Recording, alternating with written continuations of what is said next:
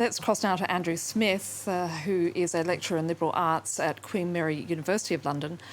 Firstly, to you, Andrew, I mean, what does the Queen's passing mean for you?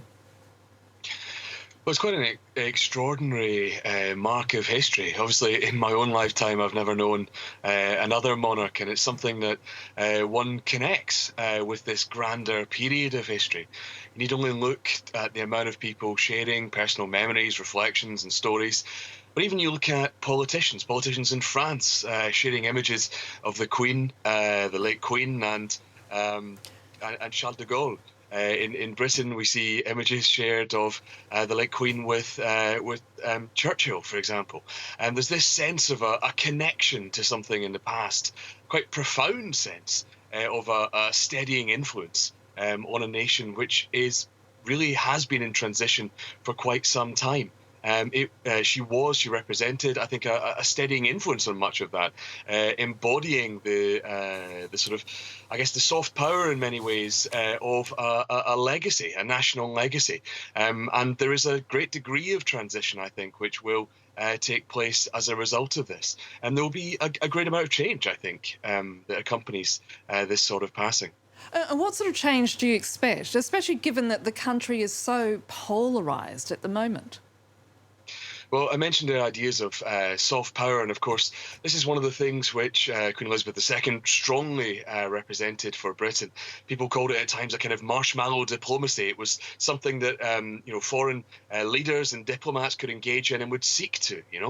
Something like 14 U.S. presidents, 10 French presidents. Of course, it allowed those foreign leaders to connect themselves to their own past, their own national pasts.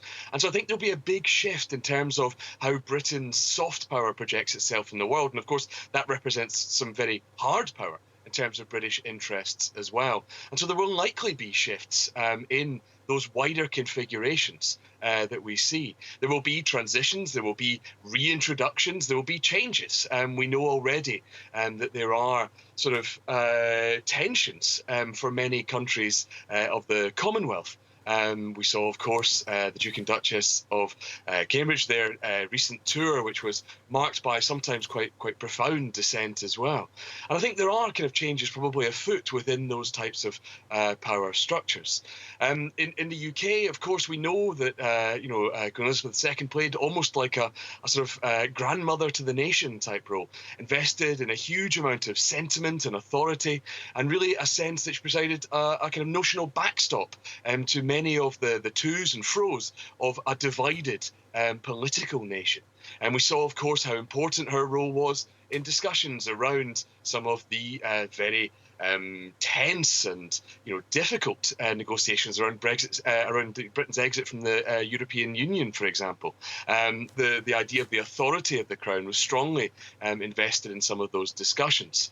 I think that's going to be quite important, seeing how people react and invest in this idea of shift within the monarchy as it takes place. I've seen it written that, in some ways, Queen Elizabeth II was the kind of grain of autocratic sand in the democratic oyster of England. I thought that was a lovely way to put it, and which reflected this odd role of the constitutional monarch in somehow, as Emmanuel Macron said, rising above the fray of politics to provide a constant, a narrative of the nation, and really embodying many of those types of the investiture of power, systems, real senses of the way that we relate to our past and that idea of the national story.